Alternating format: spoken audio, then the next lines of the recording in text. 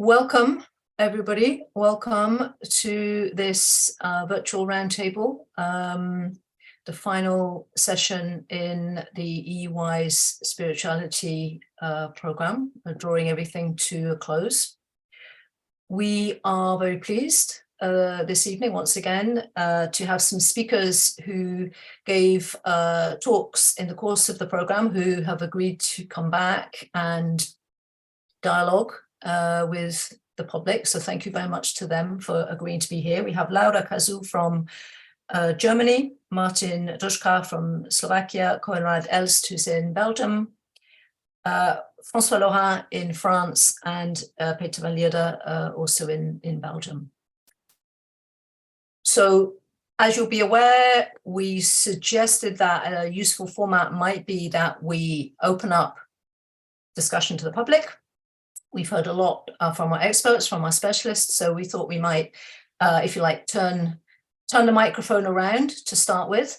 And first of all, give the microphone to the public. So for you to ask a question, to make a comment, maybe ask about a particular aspect that you've been particularly interested in or that you're still wondering about, something that you thought was missing from the program and you'd like to ask about it, maybe say a bit more about it, whatever it might be, completely up to you.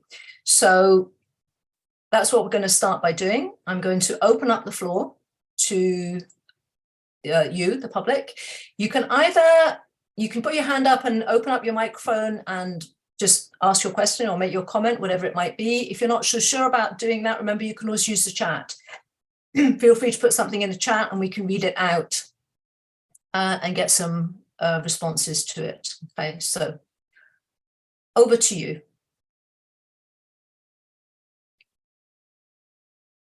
Is there a brave person who would like to be the first one to jump into the cold water?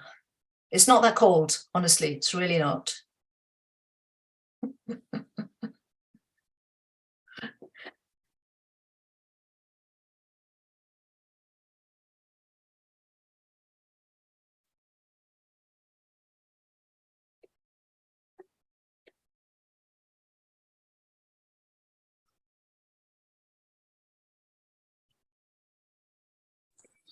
If nobody starts, I would like to start. Micah, yes. Hi. Please, yes, do. We're delighted. Please.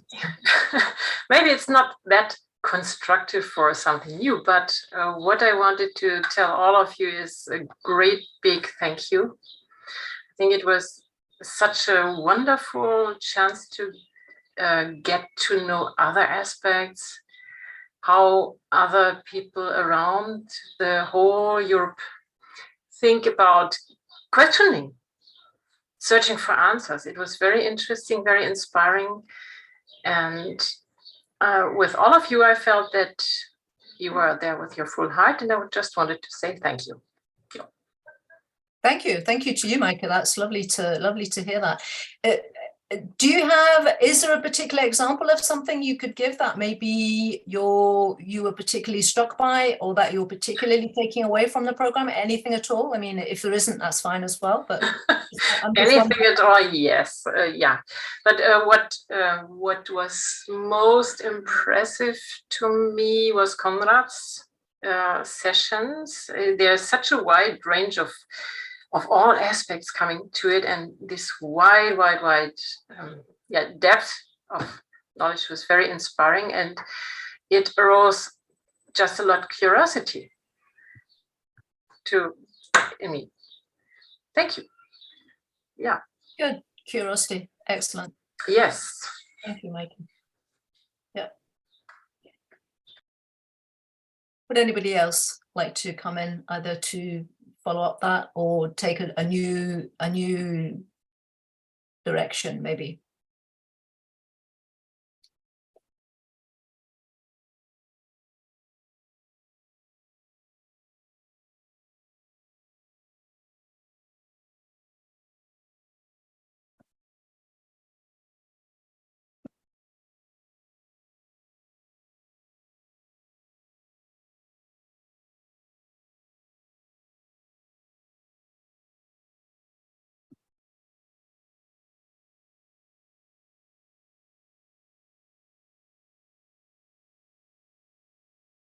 No, we don't have any questions. I have a question. How did you Yeah. find all those people giving so interesting talks? I mean, there are so many people around. Did they show you their interest in providing something, or how did you find out? Well, I suppose I can answer that. I mean, basically, we are very grateful to the federations, the federations who are members of the EUI have really done the work for us. All we did really was have the idea and say, hey, why don't we do some online talks? And then we went to the federations, and the federations came back with all the wonderful people who have been giving the talks. So that I think has worked extremely well, that we have simply been centralizing everything and organizing the actual practical side of it, but the finding of the people, obviously we don't know all the people in all the federations, we don't have that knowledge. Maybe we know a few people, but we don't know all the people in all the federations. So that's where we rely on those that specialist knowledge that the federations have. So thank you to all the federations who have sent us all your wonderful people. That's been so good. Yeah.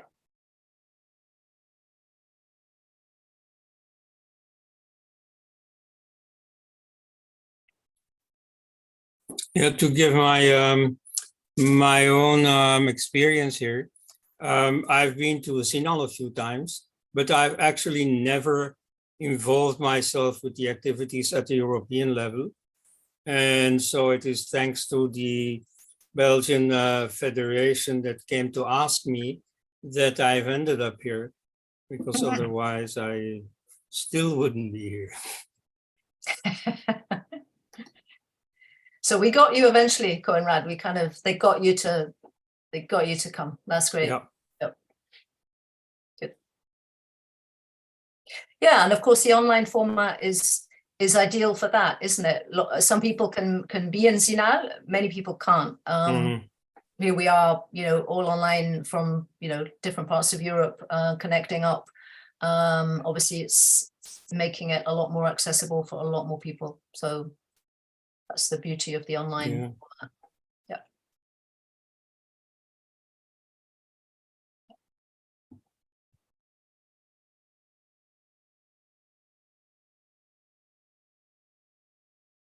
Since there are very few questions, apparently I have a question for the people out here. I think today was about the core of spirituality. I wonder whether some people could tell us what they think the core of spirituality is in 1, 2, or 3 words. Yeah, we will be asking the 5 of you. Obviously, you'll all be telling us that in a little moment. But first of all, exactly, maybe one of our members of the audience would like to give us their version.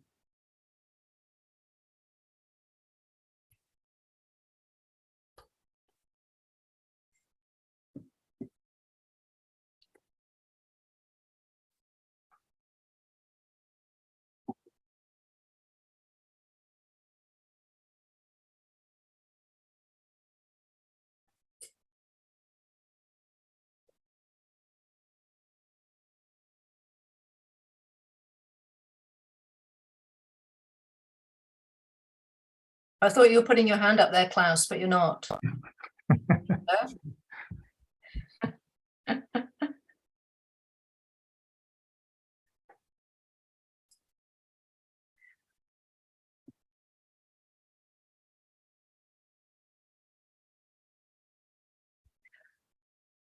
I hesitate to pick on people, but Anne-Marie, I'm going to pick on you. You've been to a few sessions, and I've seen your face that you've been there. So what have your impressions been? And have you got any responses for Peter? Have you got anything that you've picked up particularly from the sessions that you've been to, or anything that struck you, or any words that are staying with you that you'd like to share? And if you want to say go away, I'm not answering, please do. No, I was going to say something. I've just traveled a couple of 100 miles and I'm a bit out of breath. I was just gathering myself. But the first thing I was going to say was thank you, because I really appreciated this, and that you know, that the EUI would take this I suppose topic, concept, reality seriously over such a long period of time, and that so many people volunteered to speak, to facilitate it. I think that really needs to be acknowledged. Like, I really, really appreciate that. Thank And it's you. lovely to feel, you know, connected in some way with people across Europe that have a common interest in trying to figure out and be more curious about, well, what is spirituality? As you just asked the question. And I've learned something from each of the different talks. It's thrown a new light and perspective on every single one I went to. They were all very different. But, you know, I was sort of thinking about this in the car on my way to where I am. But, you know, I think Iyengar uses that image of like a diamond, and you have all the different facets, and every, you know, it sort of shines a different light on it. And that's all really valuable to me anyway. I'm sure to the other participants as well. And as for myself, in terms of what is spirituality, I don't know, for the moment, just what's popping into me is something about being more fully alive. And that's all I can sort of come up with for the moment. Yeah. But a big thank you to everybody, because I really valued it, and I went back over the lectures again, and I had intended to sort of draw everything together and but I was very busy doing other things, so that didn't happen. But I'm glad to be here, and thank you very much. Thank you. Sounds like you've been a very dedicated student, should we say, Anne-Marie? Well, the topic is, yeah. the topic is all the, you know, the general topic is of great importance, and it's importance to me, but I think it's of importance to the whole of humanity, really, and the whole planet. Yeah. So very, very important. Good. Okay. But Anne-Marie picked up. I heard them, Anne-Marie, talking about the variety that was covered, and then the other thing she said that was interesting there was that it left her feeling more fully alive. I don't know if anybody wants to, maybe Peter or Martin or Francois, anybody wants to come in on that and say anything about what that might evoke for you? Yes, I'd like to comment on something that Anne-Marie said about the diamond with all the facets, and it's the same as coming alive. There's a beautiful image in one of the Upanishads, in the Maitreya Upanishads. It's like the image of a carpet. Time and space is a carpet being rolled out, and time and space are the warp and woof, the two threads woven into each other, which make the carpet. And in this time and space continuum, everything and all of us are being captured, and everything and all of us are like one of the knots in this carpet, the knot in space and time. And this knot has to be in the right place and of the right color, and then there's a magnificent pattern in this carpet, and then it becomes a real carpet with everything shining. So everybody has its place and has its role and has its duty to do, the dharma to do, and then the carpet will be an incredible sight to see in space and time. And I think that's all where our life, all our lives fits in a little bit. And this is what our duty is in this life. And it's not a personal thing, it's a universal thing, because we're weaving the carpet together. Everything and everybody's weaving the carpet together, and together we make this. And it's not an individual thing, but a collective thing, a universal thing. So that's what I wanted to say about the diamond. It's about the same principle.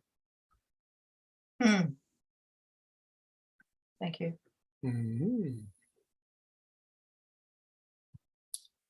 So that's about the integration of the parts in the whole of the entities into the universe.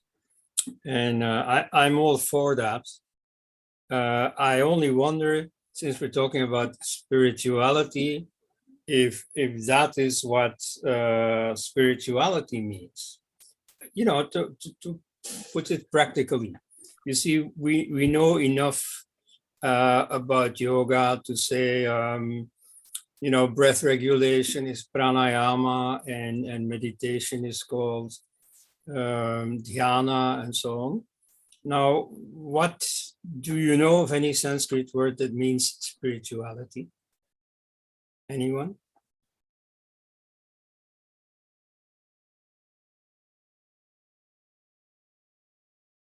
Oh, François, I think your mic is, you need to open up your mic if you want to respond. okay.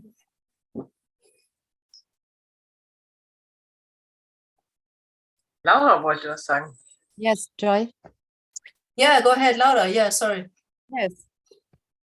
So, Konrad, you're right. We have a lot of words, a lot of technique, and sometimes we lose the meaning of it, why we are doing all this.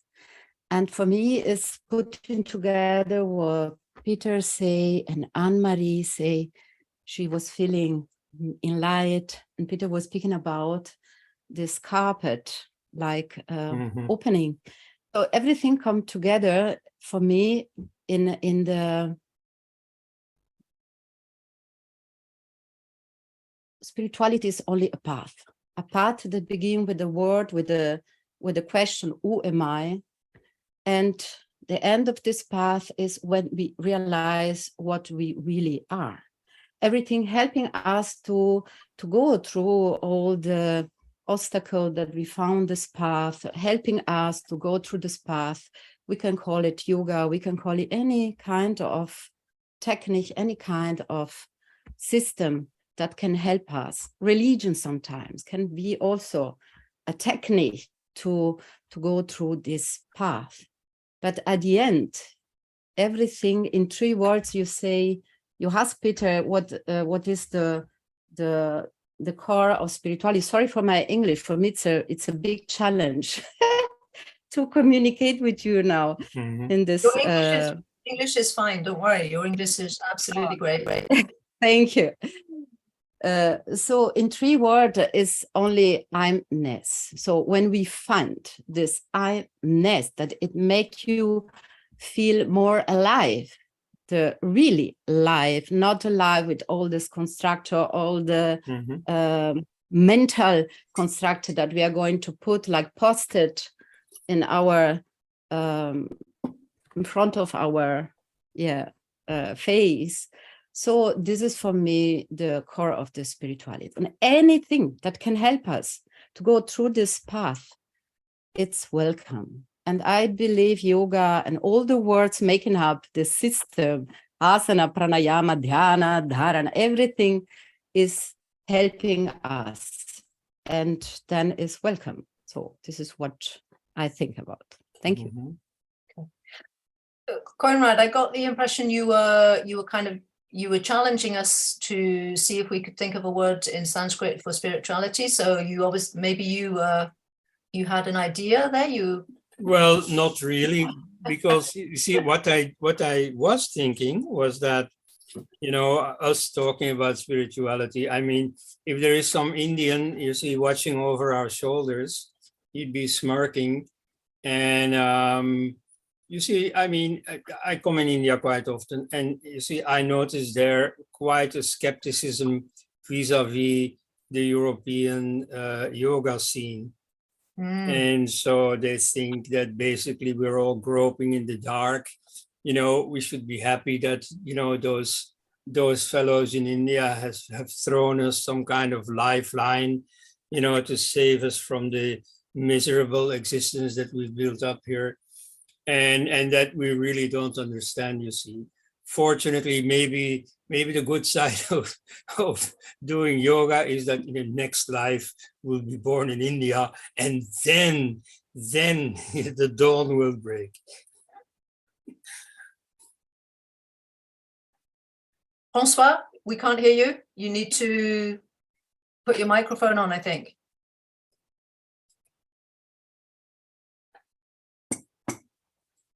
I doubt that we have to believe what Indians say about yoga in the West. Yoga is not belonging to India any more than to any other country. The search for freedom and clarity of mind and openness of heart is universal. And the word yoga has become so universal too, but unfortunately it is linked to a lot of weight from the past in India, and the spirit of freedom that was probably very open, very prevalent at the time of Patanjali and before, has been lost and has become a kind of routine in India. Everybody knows the text, but nobody really is able to understand them.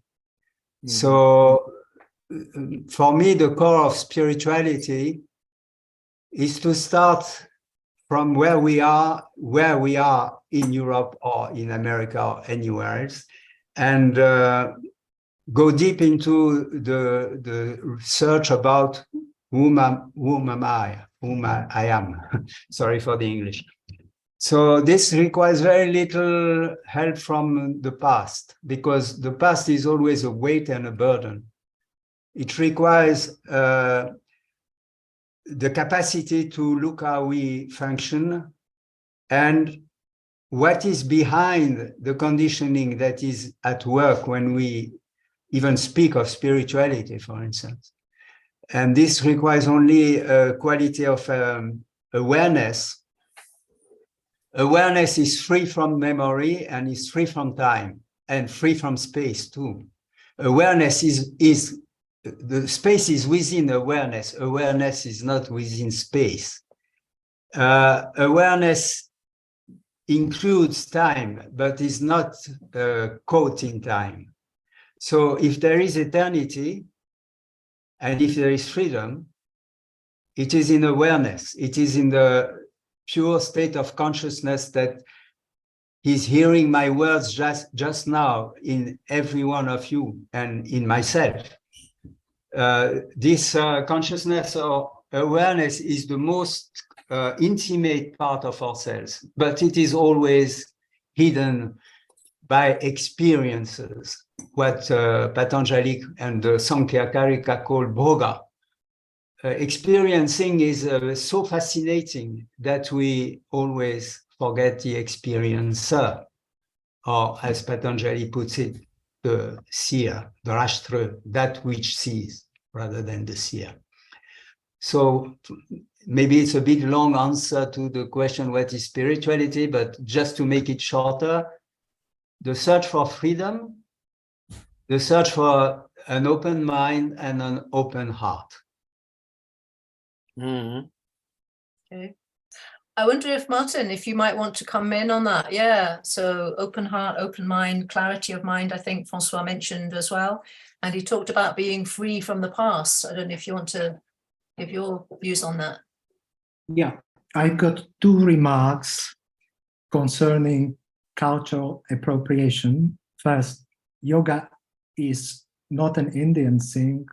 For a long time, at least since the 8th century, when it was introduced into Tibet by Guru Rinpoche, and developed there in Tibet and in Northern Asia in its own way, somehow related to its Indian origins, definitely. And this fact is quite overlooked by some Indians, that there is a huge corpus of traditions of yoga in Northern Asia, in Tibet, Mongolia, China, and so on.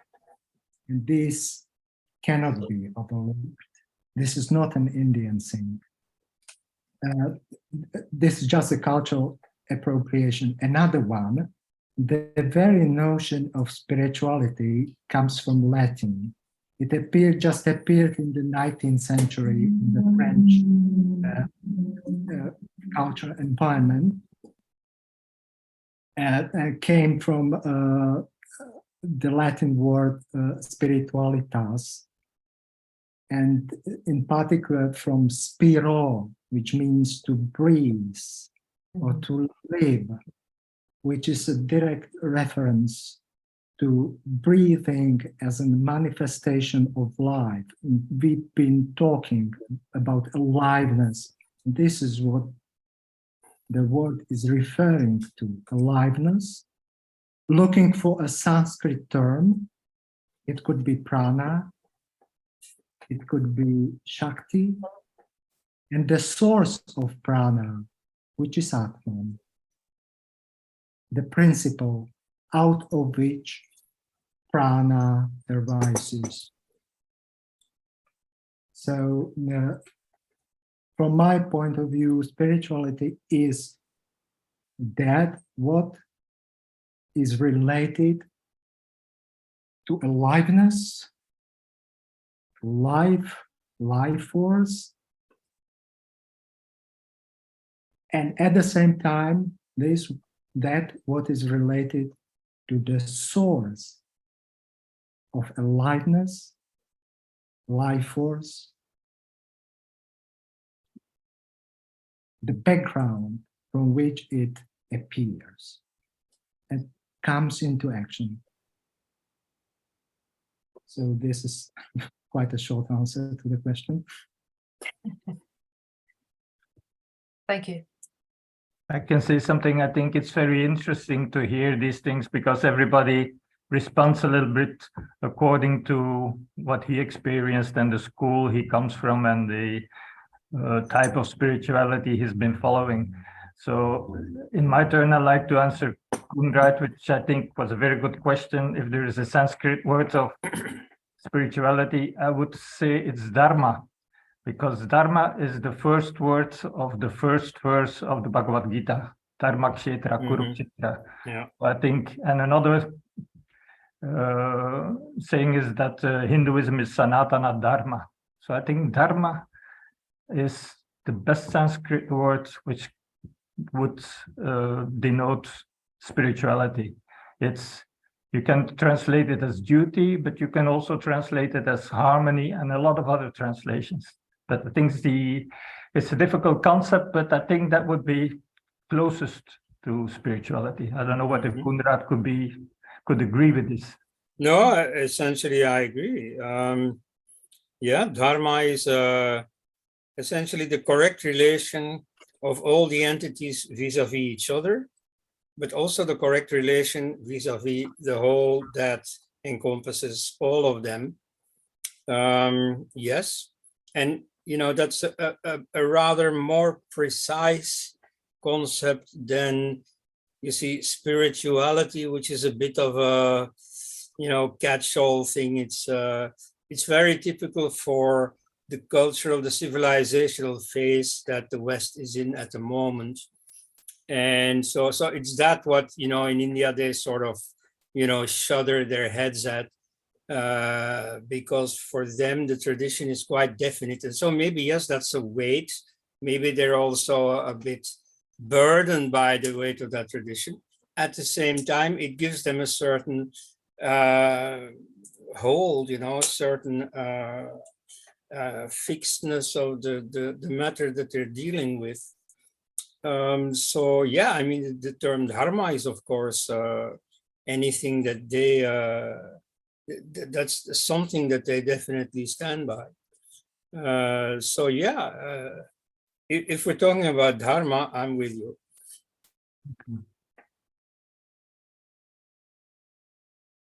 I think it's very interesting.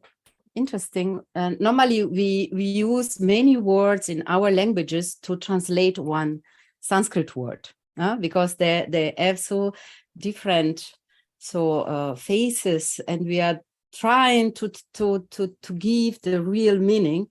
So I'm really fascinated when now one so Western word spirituality should be translated in Sanskrit. For me, for example, is samadhi.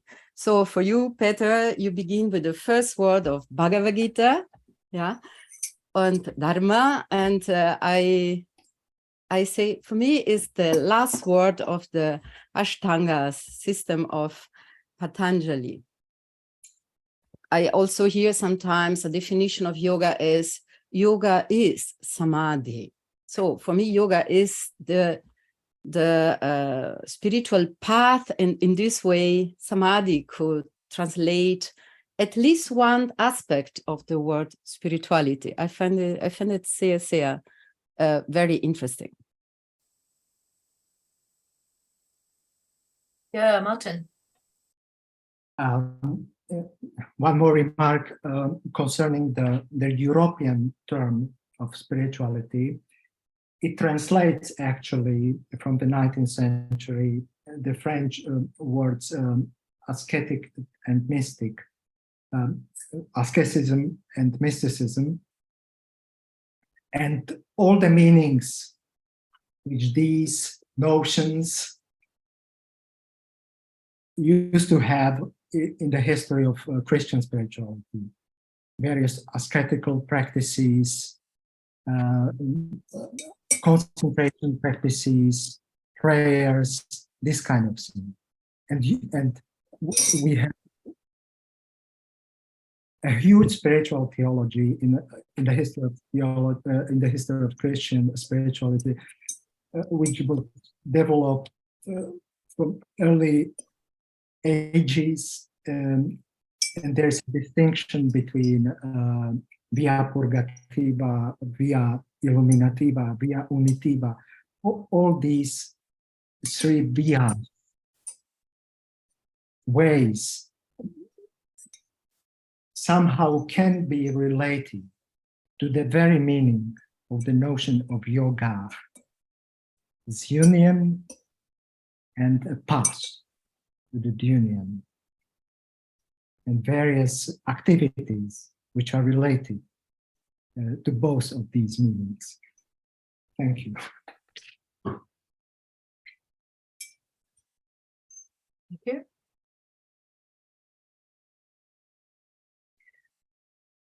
So it's very interesting. You talk on a very knowledgeable path about things you were really delving into.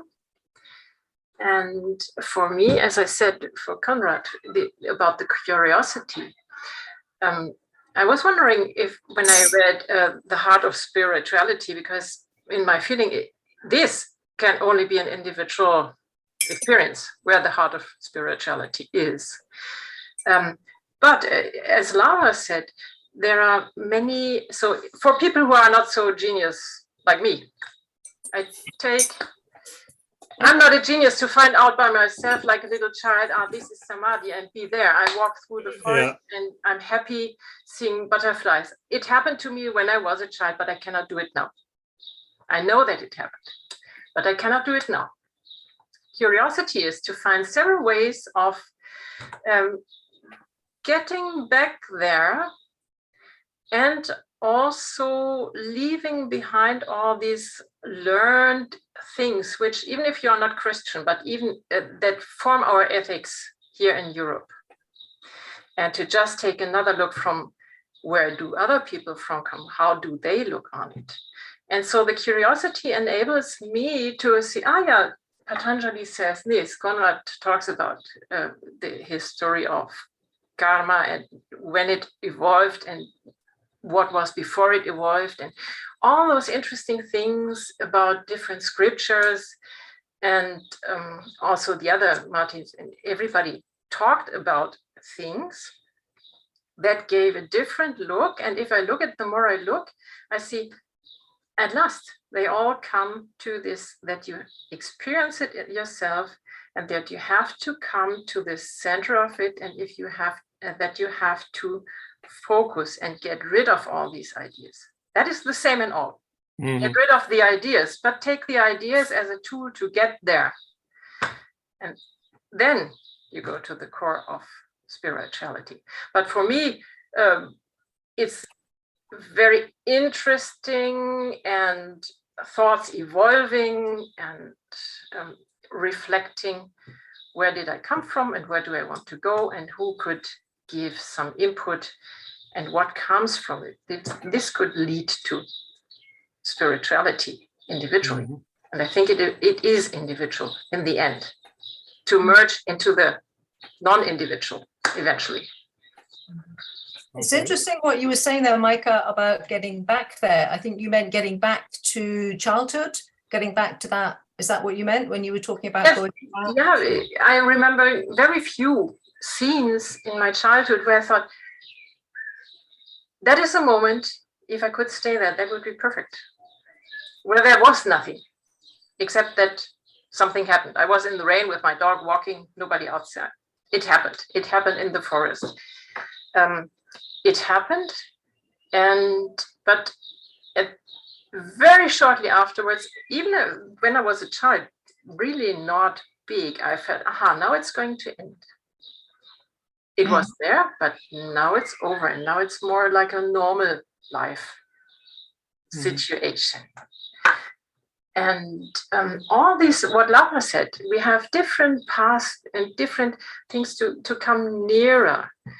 And but if it is something like that from my childhood, or if it's something totally different, I don't know.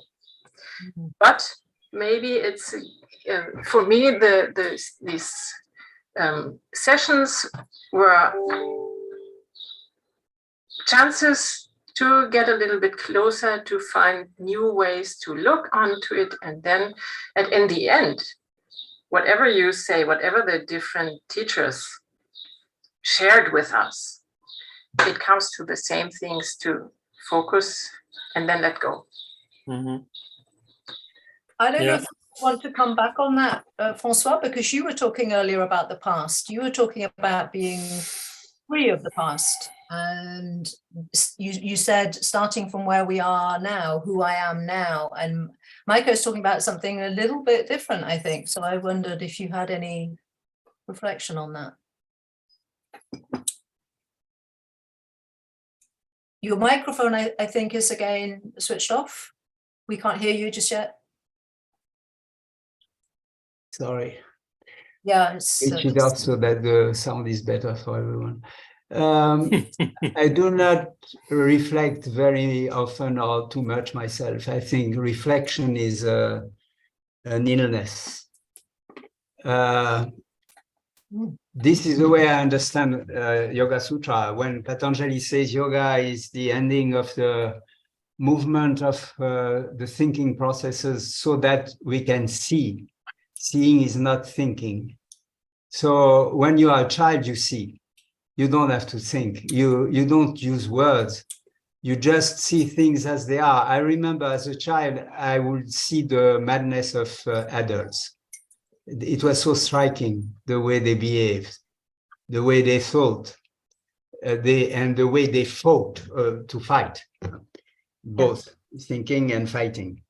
Yeah. So seeing is also one way of speaking of spirituality. Instead of thinking, to see directly what we are, what the world is, the madness of human race. All this, you don't need to have a thinking process to come to it. You just have to look and see. So to come back to the capacity of the child to see means that we have to realize the weight that has been put on our shoulders in the form of knowledge. One of the meaning of Veda, the most spread meaning of the word Veda is the root to ved, to know, to acquire knowledge or to know. But there is a second root which is more important to my understanding, is Veda means also to see. And Yoga Sutra, what is striking is that Patanjali speaks of that which sees has to be put in its right place. And the ego is a thinking process. The ego that is built slowly from childhood onwards, but was there before through the parents and through the genealogy and through the culture. The ego is a thinking process, is a acquisition of knowledge, acquisition of memory, and reactions from these memories and this conditioning. Unless we see that, we are caught in this process. And humankind, human species is caught in this process. And we see now where it leads to. It leads to our own destruction and the destruction of our planet.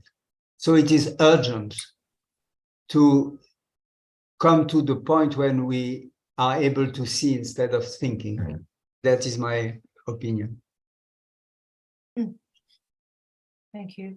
Mhm. Does anybody want to come in on that with some more comments or?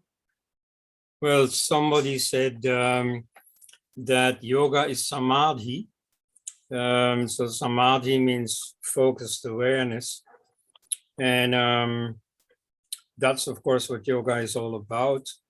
And so in a way, we could spare ourselves all this difficult ratiocination about spirituality, in the sense that in yoga, it's always about one thing, as Francois said earlier, namely awareness. Or if I may use a very fashionable term, and for that reason, perhaps a little bit suspect, but I think it's quite correct, mindfulness. So you see what what really counts, what makes you feel more alive is mindfulness. You see, is being aware of everything what you do, and then you see to concentrate that awareness, to focus that awareness. And so that's what yoga is about. Now, in a spontaneous sense, as a child already, but even now, at very unexpected moments, we do have a lot of silence and clarity in the mind, spontaneously. Now, you can't wait for such things to arise spontaneously, so we start practicing. And ultimately, you see, as an adult, you come to a stage where you control this mood, this state of mind. And so that's what it's all about, you know. I mean, don't care too much for a term like spirituality, but we all really agree about why we are in here. Martin wanted to come in, I think. Go ahead, Martin. Just a brief remark to Francois' explanation of the term Veda. These two meanings are actually interconnected because there is no conceptual grasping, understanding of anything without awareness. There is no awareness, there is no concept, even no concept, no perceiving whatever. So there's a kind of interconnectedness. And maybe I have a question for Francois. How do you understand the relationship between these two verses you've been mentioning, the second and the third of Yoga Sutras, on Nirodha and Svarupa?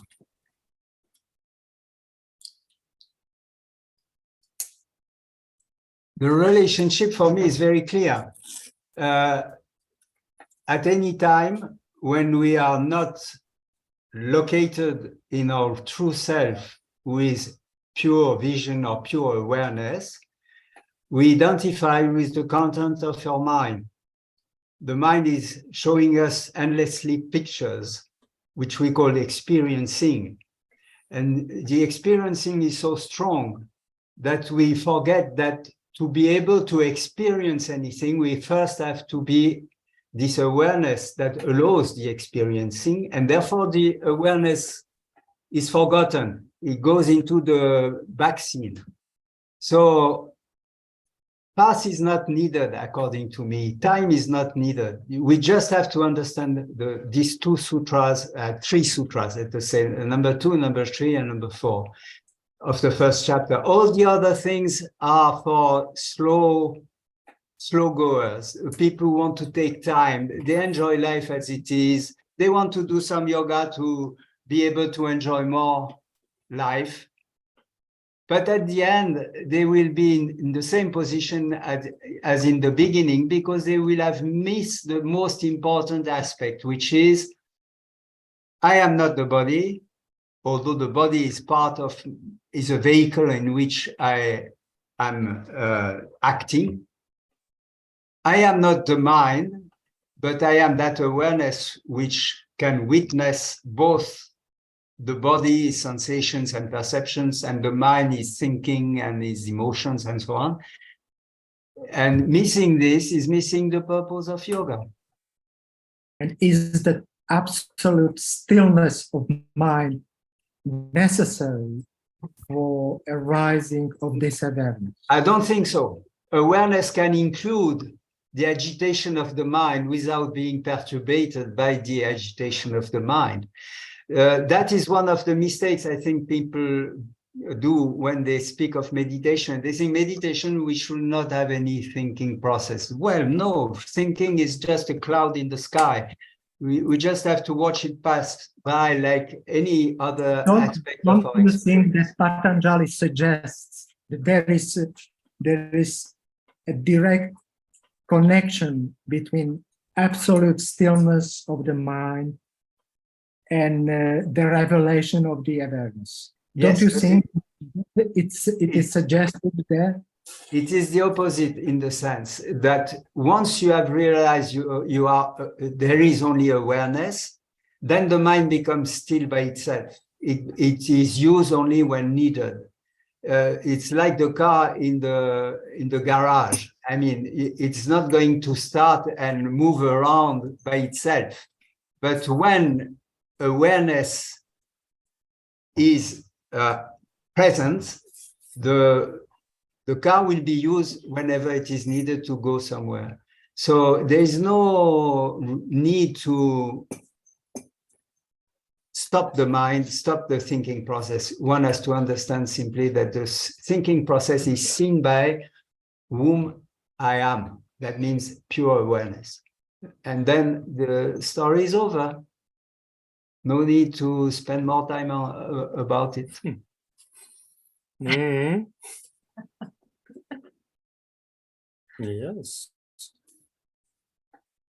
Peter, would you like to comment on anything that we've been talking about there?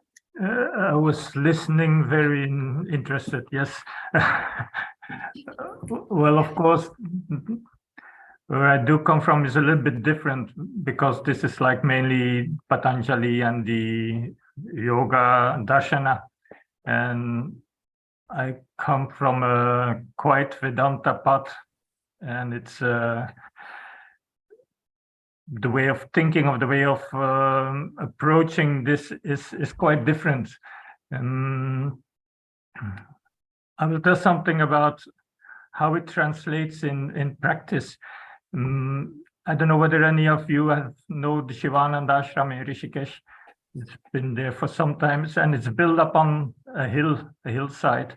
And Swami Shivananda, the founder, he made his instructions of how to approach spirituality and life in 6 lines.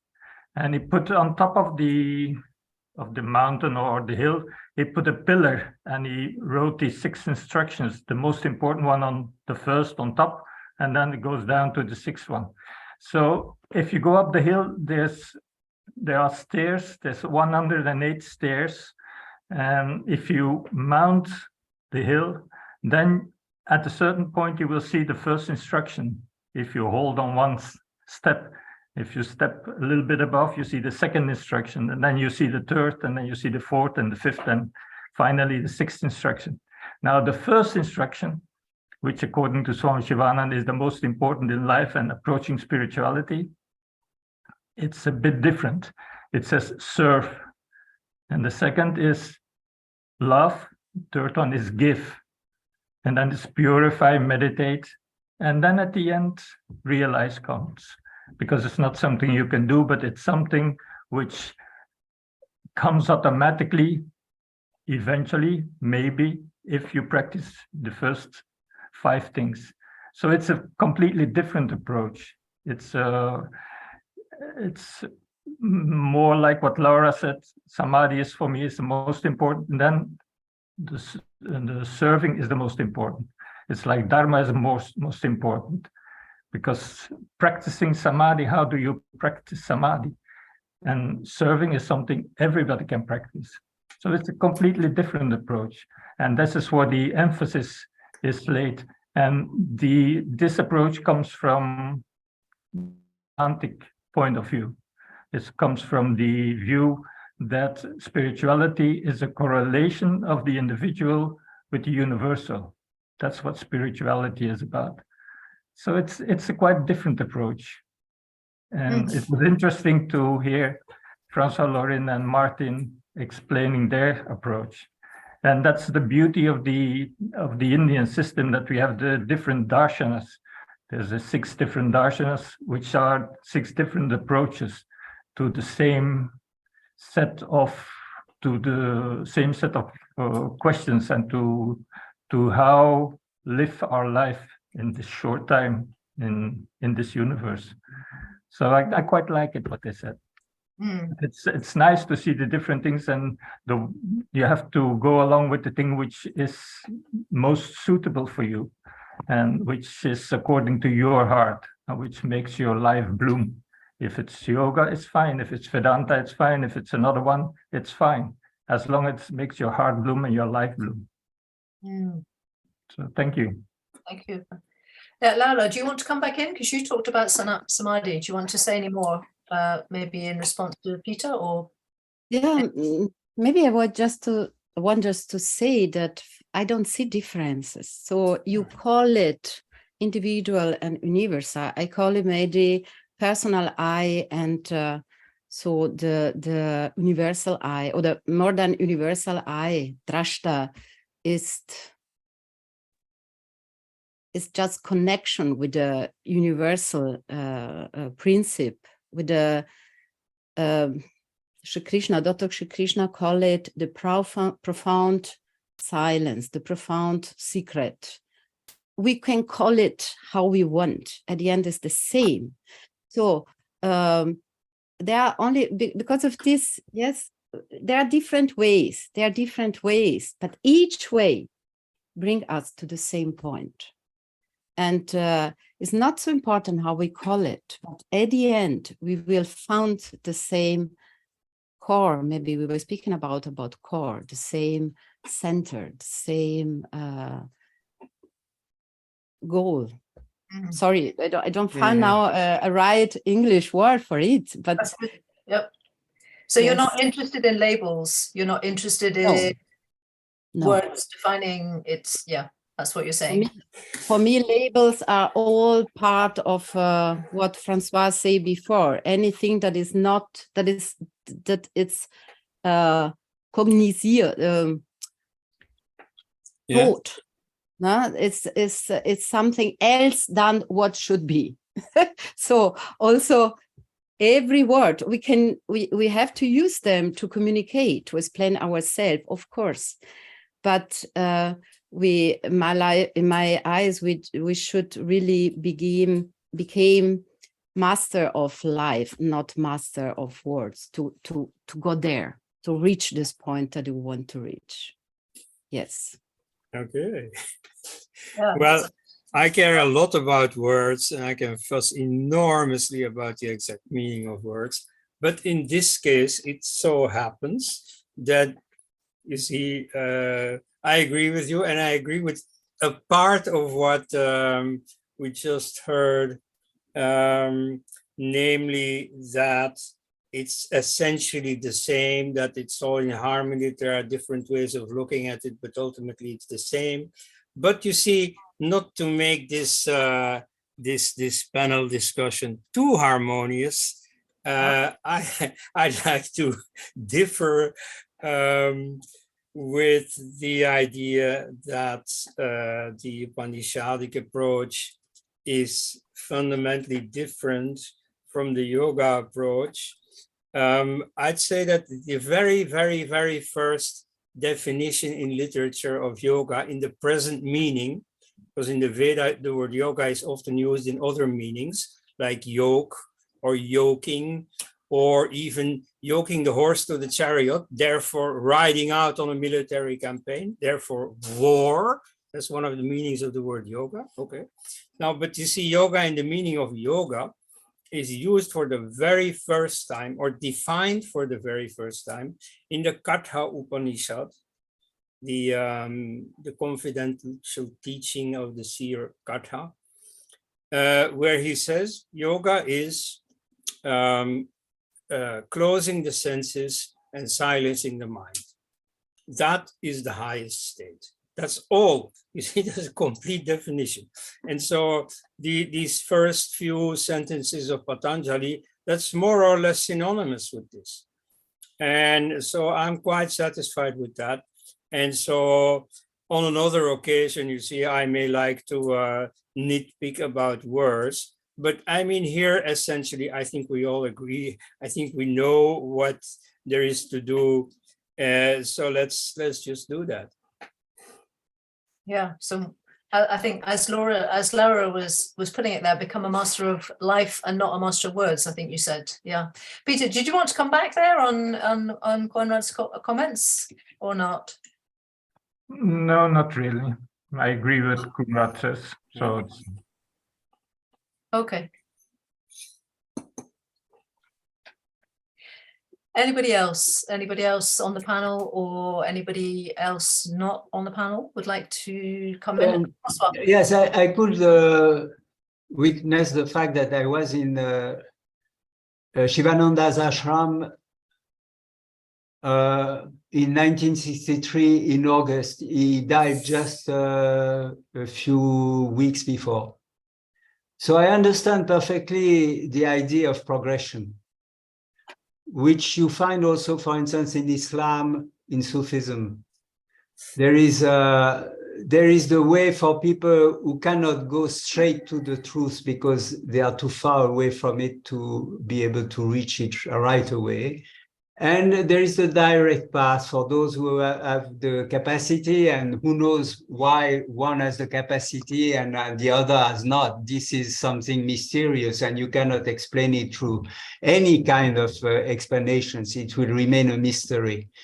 But therefore, this division between slow way, a path that you have to follow and change through service, through this and that, and the direct path, which is to understand right away that you are that which is aware and not that which you are aware of, exists in most religious paths, or most religions, let us say, right from the beginning. After it has become adulterated and lost most of the time.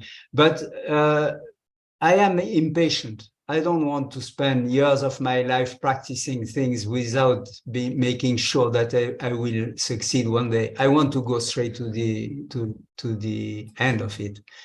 And that's why I've always been attracted by teachings. And I understand Patanjali's teaching this way. He's a very good pedagogical master in the sense that he caters for both the need for a progressive way and the possibility of a direct path. But this is my choice, and I understand very well, and I agree completely with what you said, Peter, because for most people, it is the only approach possible. That is like this. And I don't like the idea that some people are more gifted than others. I don't agree with that either, but it is a fact that some people need a long time before they understand something so simple, so obvious. I am not the experience I am experiencing. I am the experiencer. I am not the thought that I am thinking. I am that which sees the thinking process of the thought. Once you have understood that, nothing else is to be done. And the mind is active or silent, it doesn't matter. What about all those poor people for whom it's not so easy?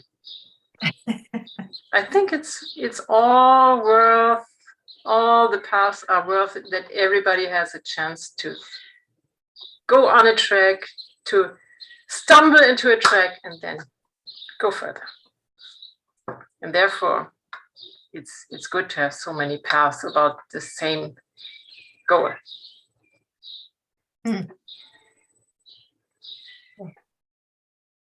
Different paths, and also Francois was saying they're the more direct and the more kind of lengthy one. Yeah. I would add one thing also. Yep. We don't choose the path. The path chooses us. I mean, we cannot say, oh, I have taken this path because it suits me.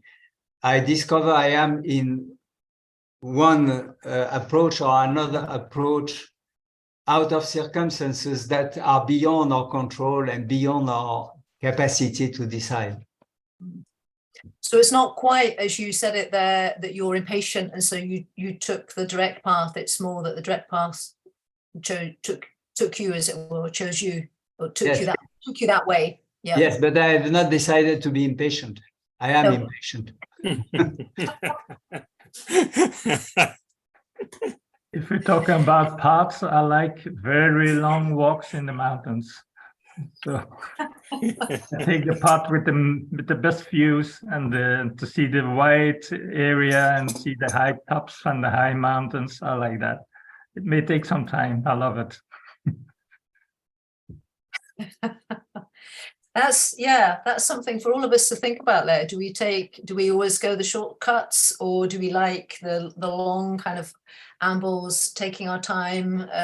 What kind of person are we? What kind of walks do we like? Yeah, Martin, what kind of walks do you like in Slovakia? I would say that the best path is the one which works for the one. This is the best path, which works. If it doesn't work, so it's for nothing.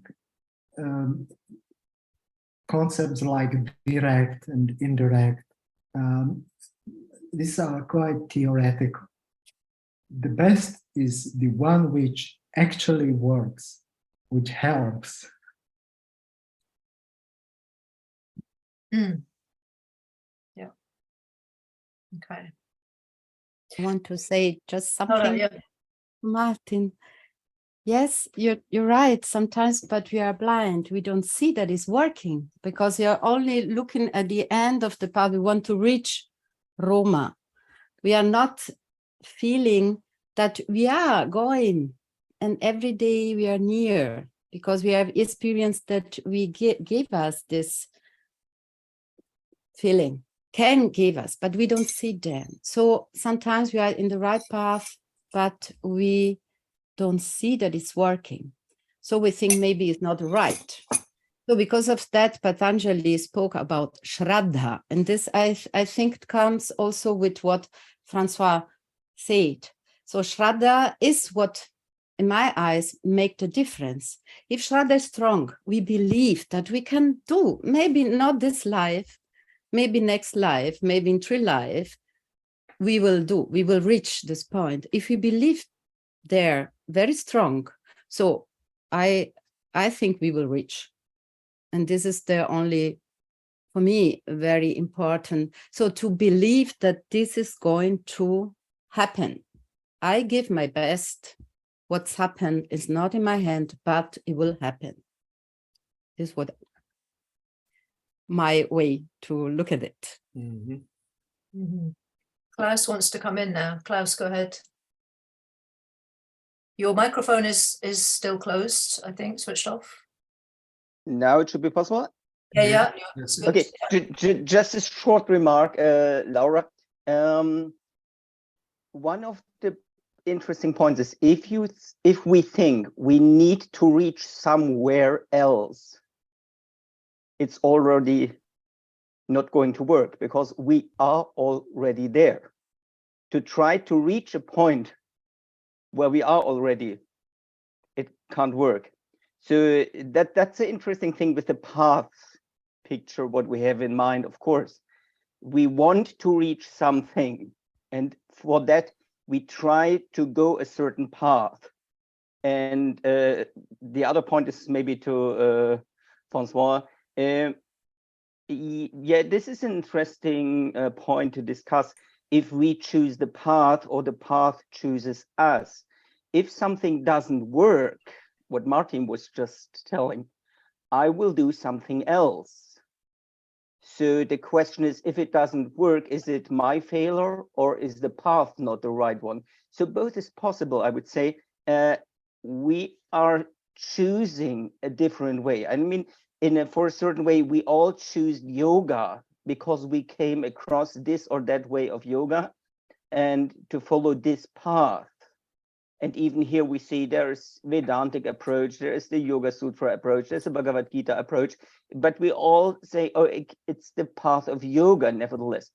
And I think was said the 6 darshanas. Of course, we have the 6 darshanas in Hinduism, but we have also this unorthodox path, like the Buddhism or the Jainist path. They also are paths which follow more or less the same line. And the question is, do we follow a certain path because we came across it? But yeah, this is so. And in the end, after all, if we are already there, and that's in my understanding, you can look wherever you are. You look at Patanjali, you are the Purusha. You can look in Vedanta, you are Atman. It's all the same. You are already that. To try to become something what you already are is virtually not possible, but still it's a question of our mind. The mindfulness picture comes in. Okay, Laura, do you want to come back on that? And then maybe Francois might have something to say as well on Klaus's other point. Do you want to come in, Laura, or not? I agree with Klaus at the end. We are already there, but the problem is maybe we are not aware of it. We want to be aware. We know it, but to know something and to be something, it's something different. So let's say I smoke. I know smoke is not good, but to stop to smoke, I need something more than to know it. This is the point sometimes, I think. And maybe the build of path, of course, Klaus, is bringing you something else, but in a way your mind is transformating while you are practicing. When you stay with one practice for many years and you stay there, something is happening. Patanjali say it's going to build a different samskara in a mind, this nirodha samskara, and this is a kind of transformation. And for me, some transformation is a process. Only in this way, sin is a path. Of course, you are there, but your mind is not able, not yet. I don't know. Maybe you're yes. My mind is not able, not yet, to really be there. I'm there, but I'm not able to be there. Maybe this is more the point, but I agree with you totally. Yes, thank you. Thank you. And Francois, yeah, back to the path choosing us or us choosing the path. Well, more broadly, the question of free will.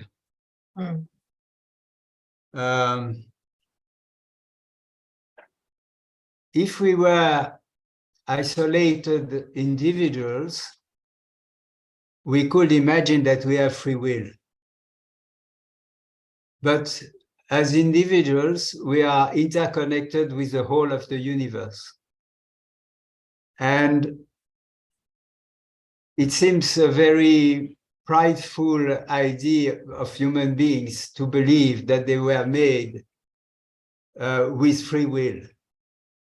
I think we have to consider that the free will we have is a very limited capacity to decide very simple actions, but most of our life is determined by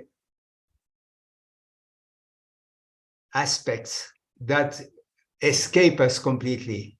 So I think that is why in the action yoga, Kriya yoga, it is said that we have to consider that not only do we have to act in order to keep ourselves as fit as possible, which is my understanding of tapas, and Patanjali adds through tapas, you come to the perfect functioning of the body and the senses in the niyamas.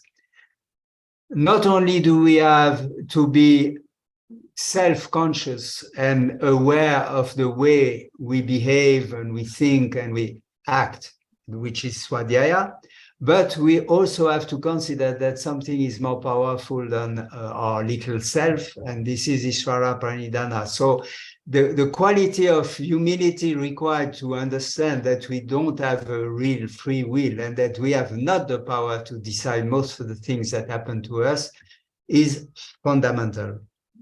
And any one of us that could say, yes, now I'm going to think that thought, I think is not serious. Yes. Thinking happens. Most of the things happens. Human beings would like to understand why they happen. They have given a lot of explanations, materialistic, spiritual explanations, religious explanations, but all this is bullshit. Mm-hmm. Wow. Peter, yes. Yes, I'd like to say something about, I agree with what Francois says and also with what Klaus says, but that's why for the path, I'm not interested whether I've chosen the path or the path has chosen me. I have no interest to know that, and I have no interest to know where the path is going. The goal doesn't interest me at all. The only thing which interests me is each and every step to make the right step in the right way. Step by step. That's the only thing I'm interested in. And that's the only way to go. And then the goal will make itself clear. Hmm. Hmm. So it's making every second and every breath of your life worth breathing and worth living. Whatever the goal is the actual living in this place, this time, right now, in the right way. And then we don't need to worry about who chooses the path or where we are going. I think that's, for me, that's the core of spirituality.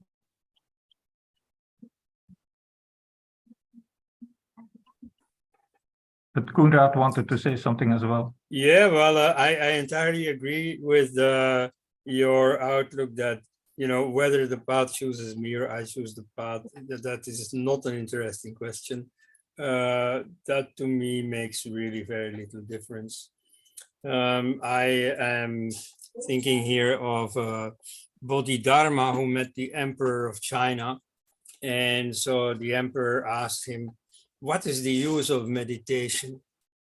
And he answered, no use. I just sit.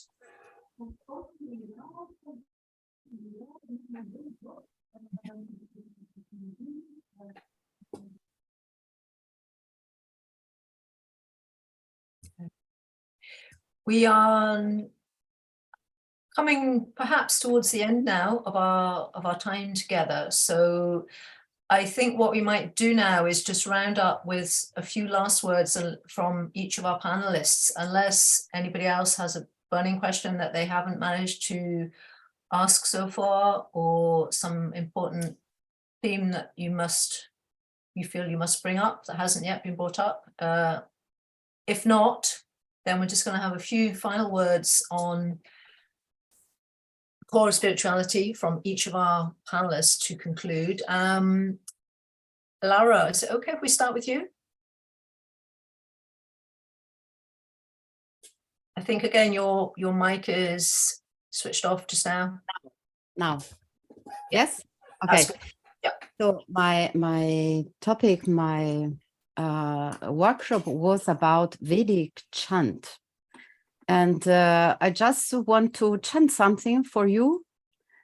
So 2 minutes of one very small, so the first section of the 3rd chapter of the Taittiriya Upanishad. This is called Bhruguvali. And Bhrigu is a young scholar, and is speaking with his father, Varuna, and is asking what is the meaning of Brahma, which are the relation with Brahma. And this is also, this is really only the first small section of it. If you allow me to do it, this is my few words.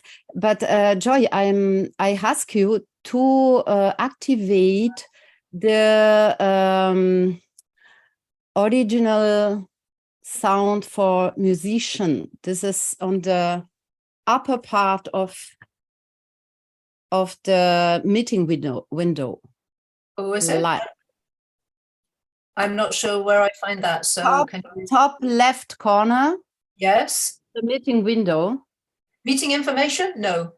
No, and on the top left corner, there is the possibility to activate the status of the original sound for musician. Because you are the host, I cannot do it. All I'm getting at the top left is something called meeting information. That's not it. Yes, you go on the right of it, and maybe it's coming. No. No, to the right of it. Okay. Just recording. It says, so I do for my part what I can do, and then I hope it's going to work. Yeah. I'm okay. sorry. No, for what? So when I found it again. Ah, yeah, now.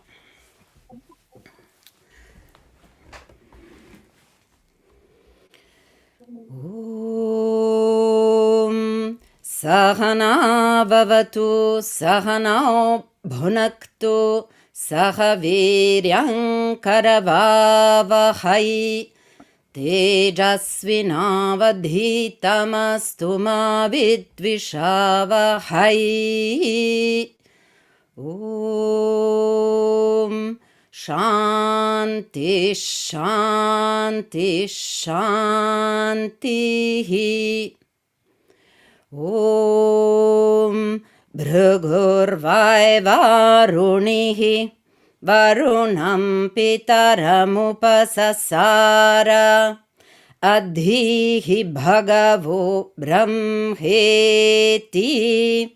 Tasma etat provacha annam pranam chakshushrotram manovachamiti tagung hovacha yato va imani bhutani jayante yena jatani jevanti Yat prayantyabhisamvishanti tat vijeknyasasva tat brahmheti satapotapyata satapastaptva. Dankeschön. Thank you very much. That's it. Martin, do you want to go next? Yeah, thank you. Very briefly, what distinguishes yoga, from my understanding, from other spiritualities is that it intentionally employs management or managing prana into its practices. This is the main difference as compared to Christian mysticism, Sufism, etc. So that's it. Thank you. Thank you, Martin. Konrad?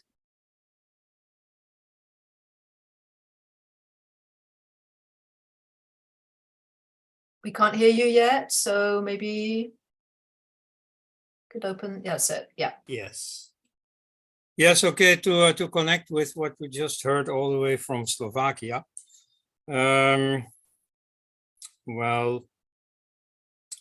in yoga, the seer rests in his own form. So the idea of uniting with the divine and so on, that's all unnecessarily complicated. There we get lost in language. We make it a little bit more complicated than it is. So yoga is extremely simple. It's resting in oneself. It's silencing the mind. And so I guess that's what we're doing. Ultimately, when we sit down to meditate, that's what we end up doing. So that's the right thing. I mean, there's very little to add to it. Calling it spirituality, well, why not? But I wouldn't insist on it. Okay. Thank you. François.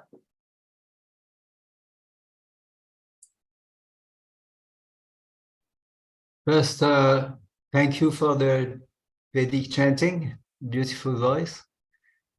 Thank you for reminding us the simplicity of yoga. And I want, in my turn, to thank Joy and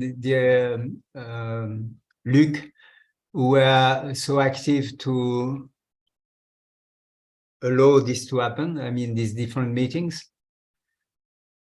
I don't think I would add more, except that I think even people who start yoga with beer or with goats or with paddle will be close to a deeper plunging into yoga. There is a very mysterious fact in yoga that is starting with simple body practice.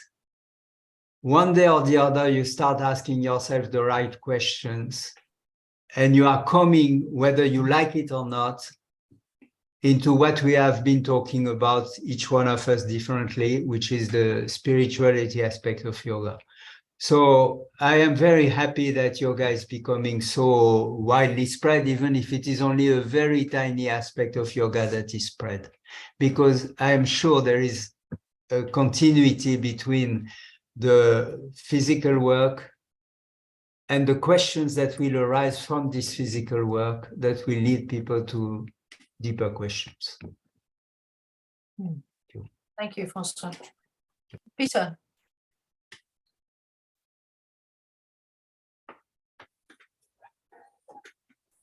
I think your mic again is not switched on. Sorry about that. There's one thing which comes to mind, and it's an image from the Brihadaranyaka Upanishad. It's the most voluminous Upanishad and the eldest Upanishad. And strangely enough, it starts with the picture of the horse sacrifice. It's Ashwamedha. And one can ask oneself, what is this doing here? What is a horse sacrifice? What is its meaning, and why is it in the beginning of the Upanishads, one of the first image we get? But it's a very beautiful thing, because it's about a horse which is set free between two oceans. It's the Arabic Sea and the Indian Oceans, and the oceans are the beginning of life and the end of life. And the horse is set free for a lifespan between the two oceans, and then it gets sacrificed. And the beginning of life and the end of life, the time span between the two oceans, is like the beginning of this universe and the end of this universe. And it's like the beginning of our life and the end of our life.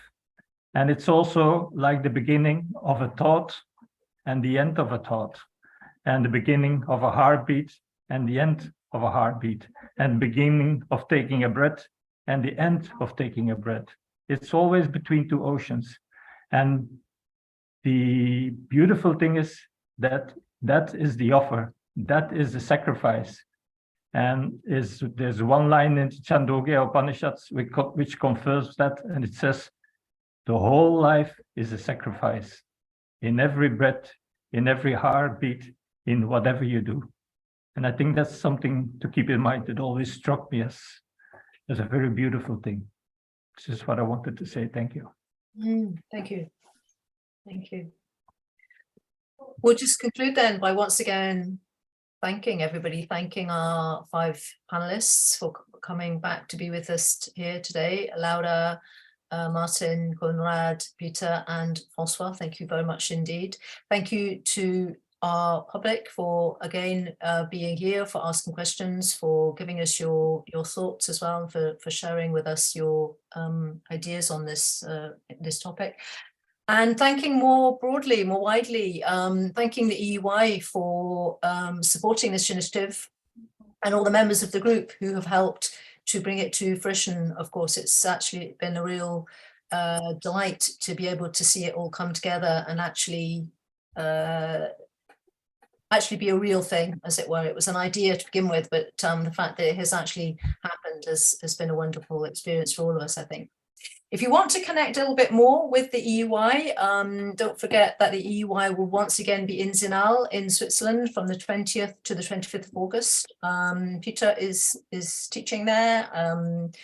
Francois, I believe, is also going to be participating in a roundtable. So if you'd like to come along, connect with more EUI teachers and their invited guests, then please do consider coming to Zinal. But in the meantime, thank you all very much for coming. We hope again to see you again online, maybe for some more EUI talks. Possibly this will be the beginning of something else. We'll see where it may lead. All the very best to all of you, and hope to see you again at some time. Thank you. Thank you, Joy. Thank you, Joy. Thank you. Thank you. Thank you to all. Thank you. Thank you, Laura.